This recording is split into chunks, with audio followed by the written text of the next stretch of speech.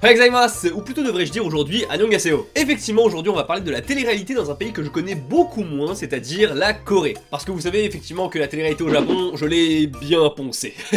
Et clairement ça peut vous surprendre, mais en fait la télé-réalité j'en consomme mais vraiment très peu, je regarde vraiment pas du tout ça en France, et il m'arrive de regarder ça de temps en temps au Japon. Et les programmes japonais je les trouve vraiment très intéressants, mais ça, c'était jusqu'à ce que je découvre les émissions coréennes.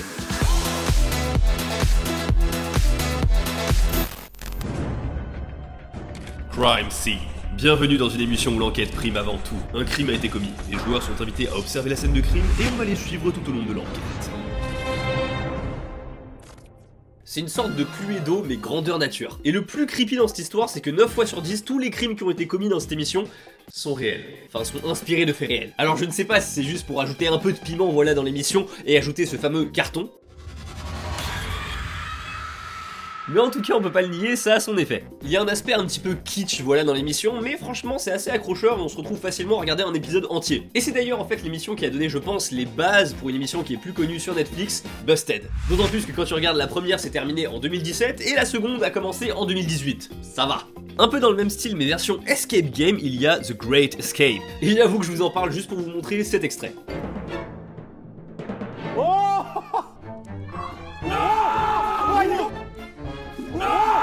Oui, les toilettes étaient un putain d'ascenseur. Bon voilà, on a commencé avec du light, mais vous inquiétez pas, ça va monter crescendo. Please take care of my fridge. Oui, j'arrive pas à dire réfrigérateur en anglais. S'il vous plaît, prenez soin de mon frigo. Alors là, niveau intrusion dans l'intimité, on est pas mal, Le concept est assez simple, il y a tout un tas de chroniqueurs avec des chefs et pour chaque émission, on va inviter 2 guests. Et on apporte tout simplement leur frigo sur le plateau. Ah complètement, là il n'y aura plus rien à foutre. Et le but c'est que tout ce petit monde sur le plateau va agréablement juger le contenu du frigo. Il y a généralement quelques fruits pourris, quelques yaourts périmés, tout ça, et je pense que c'est clairement la prod qui met tout ça, hein. Et le clou du spectacle c'est que chaque guest va avoir 4 chefs reconnus en Corée pour préparer un plat qui plaît à tous, à partir des ingrédients qui se trouvent dans le frigo bien sûr. Mais attention, moi je pensais que c'était les guests qui cuisinaient, mais en fait pas du tout. Moi c'est les chefs qui se démerdent. Ils vont préparer chacun un plat et à la fin tout le monde vote pour le plat qu'ils ont préféré. Bref, on est sur une émission de cuisine plutôt sympathique avec un concept un peu original, mais pourquoi je vous en parle? C'est parce qu'ils ont des guests, mais incroyables. Déjà en 2017, ils ont reçu le fucking Gordon Ramsay en personne. D'ailleurs, j'ai beaucoup aimé cet épisode parce que d'habitude, les chefs, ils font un peu les malins comme ça et tout. Là, plus du tout. Ah là, d'un coup, ça ferme sa gueule. C'est la PLS galactique pour les 8 chefs autour de la table. Et ils font bien parce que à peine arrivé sur le plateau, ils voient un chef et lui disent t'es pas un coiffeur, toi? Is he a hairdresser?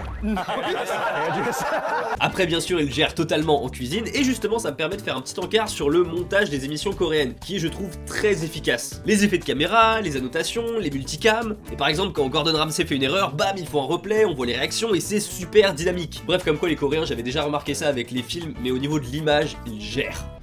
Autres gros guests qui ont participé à cette émission en 2017, il s'agit de 2 personnes, Jin et Jimin des BTS. Alors là je vous avoue que connaissant un tout petit peu comment les idols sont considérés en Corée et surtout les conditions de détention, de vie qu'ils ont avec leur label extrêmement strict, j'avais hâte de voir à quoi ressemble leur frigo. Et autant vous dire que j'ai été assez surpris parce que direct, premier truc qu'on voit, de l'alcool. De l'autre côté, 2 anciens idols ont une ribambelle de vitamines et de produits pour garder la forme, alors qu'ils ont même pas la cinquantaine quoi. Ça prouve à quel point ce milieu peut être éprouvant, mais je trouve que c'est vachement assumé en fait. En revanche, après, Jin et Jimin parlent de leurs restrictions alimentaires et de leur régime. Et je ne sais pas s'ils sont au naturel ou alors que leur label s'est dit que c'était une bonne idée voilà, de divulguer des informations comme ça pour dire que voilà, ils font des efforts par rapport aux fans. Mais c'est grave ce qu'ils disent. 비타민이나 이런 것도 챙겨 먹어라 했는데 살을 더 빼려고 그것도 안 먹다가 욕심이 너무 생겨가지고 10일간 한 끼만 제대로 먹어. 10일 동안? 네. 와, 그거는 사람이 버텨요, 10일에? 그래서 그렇게 한번 해보고 이제 다시는 이렇게 하면 안 되겠구나를 깨닫고. Un repas en 10 jours, et il le dit avec le sourire et tout le monde sur le plateau est en mode ah. En tout cas, c'est clair qu'il y a un gros lien entre les émissions télévisées coréennes et les idols de K-pop. On les voit tout le temps dedans. Et la prochaine émission, je propose que ça soit pas moi qui vous la présente, mais plutôt quelqu'un d'autre. Salut à tous, c'est Joti, j'espère que vous allez bien. Si vous cherchez une émission sans prise de tête qui vous fera éclater de rire, je vous présente Running Man. Running Man, c'est personnellement l'une de mes émissions coréennes préférées et je vous raconte pas le nombre de fois où j'ai pleuré de rire devant. Running Man, c'est tout simplement l'une des émissions les plus populaires en Corée du Sud et le principe est très simple. Il y a un cast principal de 7 à 8 personnes dont le MC ou Master of Ceremony et le célèbre comédien Yoo Jae-suk. Les différents membres de l'émission sont accompagnés dans la plupart des épisodes par des célébrités coréennes, que ce soit des acteurs, des chanteurs ou même des comédiens. Tous les membres sont ensuite mélangés et divisés en plusieurs équipes. Le but, les membres s'affrontent à travers des jeux absurdes et complètement délirants dans le but de remporter The Race, la course en français pour ceux qui ont pris LV2 allemand.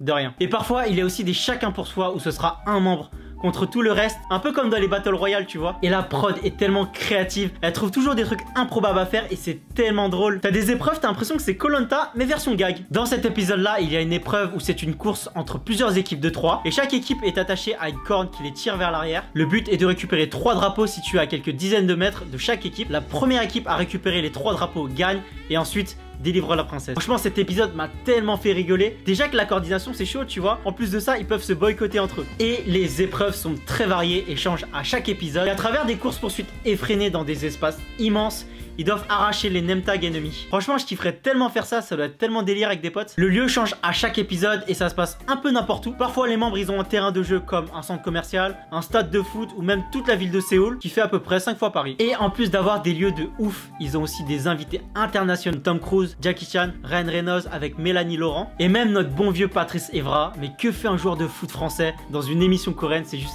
improbable. Il y a déjà plus de 500 épisodes de Running Man avec à chaque fois des invités différents. J'avoue que ça fait beaucoup, mais c'est un peu comme One Piece, tu vois. Franchement, quand j'ai commencé One Piece, il y avait déjà 300 épisodes. Bref, c'est à mourir de rire. Si vous avez jamais regardé d'émissions coréennes, je vous recommande Running Man à 1000%. Bon allez, prochaine émission. Let Me In. Let Me In est une émission coréenne diffusée pour la première fois en 2010. Et c'est une émission de relooking, mais autant vous dire que ce n'est pas du tout comme du relooking chez nous avec Christina Cordula qui donne 2-3 conseils. Bah chérie, ça va pas du tout. Non, c'est pas ça. On peut le dire, Let Me In est une émission de relooking extrême. Et vous l'avez deviné, on va parler beaucoup de chirurgie esthétique. Alors il n'y a pas que ça, bien sûr, il y a du relooking vestimentaire, des soins, des régimes, mais le principal reste quand même le passage sous le bistouri. Et le but vraiment c'est de ne plus du tout reconnaître les participants à la fin de l'émission. Ou plutôt devrais-je dire les participantes. En effet, Let Me In ne prend que des femmes considérées explicitement par l'émission comme étant moches et trop pauvres pour s'offrir une chirurgie. Est-ce que vous commencez à sentir un peu le parfum du drama là par ici? Une fois qu'ils ont choisi la personne, celle-ci va raconter pourquoi elle veut changer. Et je pense que la prod y est pour quelque chose, mais c'est systématiquement des brimades. Par exemple, les amis entre gros guillemets de la participante se moquent d'elle en la traitant de concombre. Ou encore de part de pizza. Ah, j'invente rien, c'est vraiment ça 프랑켄슈타인을 닮은 외모로 어린 시절 What? Mais certaines candidates sont comparées à Frankenstein carrément, avec le montage qui va avec. C'est pas juste une petite réflexion comme ça, c'est vraiment... Allez! Bref, après tout ça vient le moment du rendez-vous avec le chirurgien. Forcément c'est de la télé-réalité donc il filme absolument tout sauf bien sûr l'opération. Le tout bien sûr avec des musiques de suspense bien explicites.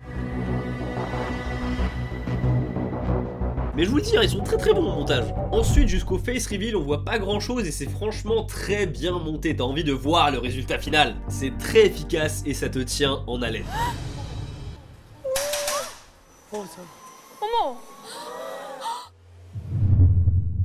Une fois qu'on voit le visage, là cette fois-ci on va se concentrer sur les réactions des jurys qui sont totalement choqués et j'avoue, les transformations sont vraiment impressionnantes. Et après ça, la femme va pouvoir rejoindre sa famille ou son petit copain, voilà, en ayant une face complètement différente. Bon, je pense qu'il est quand même important de vous préciser que comme pour les téléréalités en France, eh bien cette émission est beaucoup critiquée. Elle a été accusée de minimiser les risques en fait de la chirurgie esthétique. Sans compter bien sûr la nature et l'éthique un peu ambivalente de l'émission. Donc il ne faut vraiment pas croire que tous les Coréens considèrent cette émission comme étant normale, c'est loin d'être le cas. Donc vous l'aurez compris, cette émission n'est pas un prisme de la réalité par rapport à la chirurgie esthétique en Corée, loin de là. Oui, bien sûr, il y en a beaucoup et c'est beaucoup plus commun que chez nous, mais il ne faut pas exagérer. Après, je vais essayer un peu de défendre cette émission parce qu'il y a aussi des côtés très touchants. Par exemple, dans un épisode, une participante a été victime d'un accident à l'âge de 5 ans. Elle s'est fait rouler dessus par un camion et forcément, ça lui a laissé des séquelles physiques. Et faire cette émission va lui permettre de financer son opération pour reconstruire son visage. Bon, on retrouve les commentaires et la musique dramatique, mais ça part d'un bon sentiment, je trouve. En gros, elle se trouve pas très jolie dans sa robe de mariage, même si son copain reste adorable. Et c'est pour être au top dans sa robe de mariée le jour J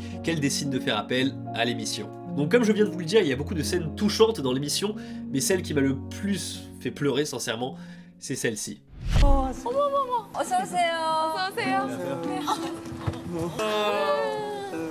알아본다. 엄마 알아보겠어? 엄마 아니야? 엄마. 아리나. Si vous n'avez pas compris, une mère de famille a participé à l'émission et à la fin, son mari et ses filles viennent la rejoindre. Et la plus grande arrive encore à la reconnaître, mais la plus jeune ne la reconnaît pas et semble perdue. La fille ne reconnaît plus sa maman. Bref, cette émission elle ne fait pas bien sûr que financer des opérations. Elle travaille en étroite collaboration avec ID Hospital qui est officiellement un lieu médical certifié depuis 2016. Dans cette institution on peut se faire refaire le nez, la bouche, les dents, le visage, absolument tout ce que tu veux. Et je pense que vous commencez à comprendre qu'avec la portée de l'émission, eh bien il y a énormément de demandes au sein de ID Hospital. Et du coup, c'est un cercle vertueux. Le business model est absolument excellent. Avec l'émission, des gens vont vouloir venir à ID Hospital. Avec ID Hospital, eh bien ils vont pouvoir trouver des cas vraiment extrêmes pour les présenter dans l'émission Let Me In. L'émission présente en réalité les plus grandes réussites de l'institut en n'hésitant pas à les placarder sur les murs. Ils ont même un compte Instagram où vous pouvez avoir un code promo et des réductions pour des chirurgies plastiques. Je rigole absolument pas, ils ont un compte extrêmement actif avec tout ce qu'il faut, des stories et tout. Et pour finir, je note aussi qu'il y a pas mal d'étrangers qui vont dans cet institut. The Return of Superman. Parfois on n'a pas besoin de grand chose pour faire une bonne émission de télé-réalité. Dans les vidéos sur la télé-réalité japonaise, je ne vous avais pas parlé de Hajimete no Otsukai. C'est une émission où on voit des enfants vraiment jeunes faire leur première sortie seuls. On voit la détresse des parents qui laissent leurs enfants partir tout seuls à l'aventure. Et c'est extrêmement touchant, mignon et rigolo. Et j'ai trouvé l'équivalent coréen, mais je pense que le pitch qui est légèrement différent va faire grincer des dents certaines personnes. Le Retour de Superman est une émission coréenne où des papas célèbres se retrouvent à s'occuper de leur enfant sans l'aide de quiconque et surtout sans l'aide de la maman. Et voilà, c'est tout. C'est genre 48 heures sans maman. En tout cas ça suffit amplement pour mettre les darons en PLS. Bon voilà, c'est à la fois drôle et un peu triste. En tout cas c'est un immense carton en Corée parce que ça existe depuis 2013 et on est au 347e épisode. Et chaque épisode dure 1h40 quand même. Et parmi toutes ces émissions, tous les extraits voilà qu'il y a eu, j'ai réussi à tomber sur celui-ci. Alors là, tout se passe bien, ils comptent ensemble le piment rouge. Et là le papa demande qui a le plus petit piment.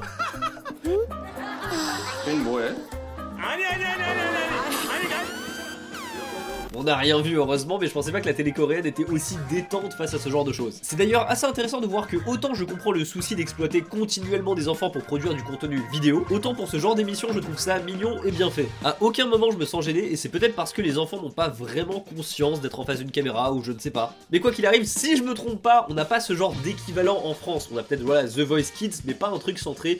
Bah si en fait c'est centré sur les enfants. Now on my way to meet you. Alors la personne qui a fait le pitch de cette émission a des balls en adamantium. Cette émission existe depuis 2011 et est toujours en cours de parution aujourd'hui. C'est une sorte de talk show, spectacle, il y a aussi un peu de concours beauté, voilà, mais c'est surtout pour parler d'une chose. Et vous allez me dire qu'est-ce qu'il y a de bien innovant là-dedans? Eh bien les participantes sont toutes nord-coréennes. Donc voilà, ce sont toutes des réfugiées nord-coréennes, elles vont partager leur évasion, leurs moments difficiles, comment c'était là-bas. Et elles racontent aussi comment elles sont accueillies dans d'autres pays comme la Chine ou la Corée du Sud pour leur réhabilitation. Et je pense qu'on va faire un petit cours d'histoire pour ceux qui ne connaissent pas pourquoi il y a actuellement deux Corées, Corée du Nord et Corée du Sud. Dans son histoire, la Corée a souvent été envahie par ses voisins. En 1910, elle est annexée par le Japon. Ah! Bon. Et lorsque le Japon capitule en 1945, la Corée est divisée en deux. La Corée du Nord occupée par les Soviétiques et la Corée du Sud dirigée par les Américains. Mais diviser un pays comme ça crée des tensions. Et en 1950, la guerre éclate. Le front fluctue énormément avec une fois les Américains qui interviennent, puis une seconde fois l'armée chinoise. Mais au bout d'un moment, la frontière se stabilise pour devenir celle qu'on connaît. Mais encore aujourd'hui, aucun traité de paix n'a été signé entre les deux Corées. Et c'est comme ça qu'on se retrouve avec d'un côté la Corée du Sud, qui est une démocratie tournée vers les étrangers et le commerce international, et de l'autre, on a la Corée du Nord totalement fermée où personne ne peut ni entrer ni sortir. Même internet est banni pour la population. Pour en venir à l'émission, c'est extrêmement intéressant d'avoir le point de vue de ces femmes-là pour leur réhabilitation dans le monde. Dans le monde ? Notamment en ce qui concerne les droits de l'homme, parce que les droits de l'homme en Corée du Nord, c'est... Voilà. Et puis je vous avoue que dans l'émission, ils n'y vont vraiment pas avec le dos de la cuillère. L'émission commence par la petite phrase d'introduction suivante: la Corée du Nord est l'endroit le plus horrible concernant les droits de l'homme. Franchement, j'ai appris énormément de choses avec très peu de visionnage dans cette émission. Par exemple, la femme que vous venez de voir rentrer sur le plateau, c'est Hee So-kim. Désolé si j'écorche les noms. C'est une femme qui a été jetée dans la prison numéro 18 en Corée du Nord, et même si je ne sais absolument pas ce que ça représente, la réaction d'une des réfugiées en dit long sur ce qu'on peut subir là-bas. Quoi qu'il en soit, elle a passé 28 ans en prison avant de pouvoir s'évader. Et elle a juré de lutter toute sa vie pour la reconnaissance des droits de l'homme en Corée du Nord. Elle raconte un peu ce qu'elle a vécu en prison, et sincèrement, c'est juste hallucinant. Par exemple, elle ne savait pas pendant 28 ans pourquoi elle avait été mise en prison. Et pour s'échapper, il faut franchir un mur de barbelés électrifié de 4 mètres qui vous tue instantanément si vous le touchez. Et en plus, elle rajoute à la fin que même si elle a pu s'échapper, son frère est toujours là-bas. Une autre histoire, cette fois-ci toujours dans cette émission, mais beaucoup plus joyeuse. Une femme, Hyun Jeon Kim, va apparaître dans Now on My Way to Meet You pour raconter son histoire de comment elle s'est échappée de Corée du Nord. Elle l'a fait avec sa mère et sa sœur et malheureusement durant leur cavale, eh bien ils se sont séparés. C'était déjà il y a 20 ans et entre temps elle a réussi à retrouver sa mère et elle participe en 2014 à l'émission pour essayer de retrouver sa sœur. Et parmi tous les messages envoyés les jours suivants à l'émission, il y en a un qui retient l'attention. Effectivement, vous l'aurez compris, il y a un message où une femme prétend être sa sœur. Alors forcément l'émission elle va être bien prudente pour pas donner de fausses joies, du coup elle va vraiment faire confirmer au maximum si cette personne est bel et bien sa sœur ou pas. Et après moult vérifications, il s'avère que c'est bel et bien la sœur qui a été perdue il y a plus d'une décennie. En plus elle ne parle plus très bien coréen parce qu'elle vit en Chine et elle s'est même mariée là-bas. Et donc Hyun Jeon Kim et sa mère vont 15 jours plus tard retrouver un membre de leur famille qu'elle pensait avoir perdu à tout jamais. A l'époque, la mère avait réussi à traverser la rivière Tuman, désolé si j'écorche encore une fois les noms, avec ses deux filles en plein hiver. Cette rivière se situe tout au nord de la Corée du Nord, donc elle est à moitié gelée. Il y a même un film qui porte le nom de cette rivière et qui montre à quel point cette rivière est meurtrière. Après la traversée, elle a rencontré un courtier chinois qui lui a proposé un travail en Chine, et pour cela, elle a dû se séparer de ses deux filles. Le moment des retrouvailles, ah je vous avoue j'ai chialé. Ah non franchement c'était l'émotion, l'émotion.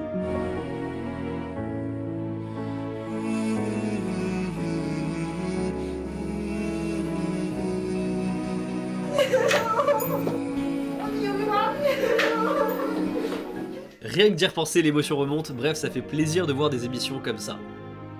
Il y a de la culture, de l'info, des témoignages, et même en parlant de sujets graves, il y a de la place pour l'émotion. Conclusion. Franchement, du peu que j'ai vu des deux côtés, je trouve que les émissions coréennes ont beau ressembler de par leur montage aux émissions japonaises, je me surprends à préférer les émissions coréennes. À part bien sûr les émissions de bouffe où là sérieusement les japonais ils sont dans un autre game. Ensuite je sais très bien que je n'ai pas tout cité, j'ai gardé quelques émissions voilà de côté comme ça, vous savez. Peut-être éventuellement voilà que ce sera pour une prochaine vidéo. Sur ce bah écoutez merci beaucoup d'avoir regardé cette vidéo, n'hésitez pas à lâcher un pouce bleu et à vous abonner. Et je sais que j'étais très enrhumé dans cette vidéo, voilà. Je vous dis à la prochaine, tchuss.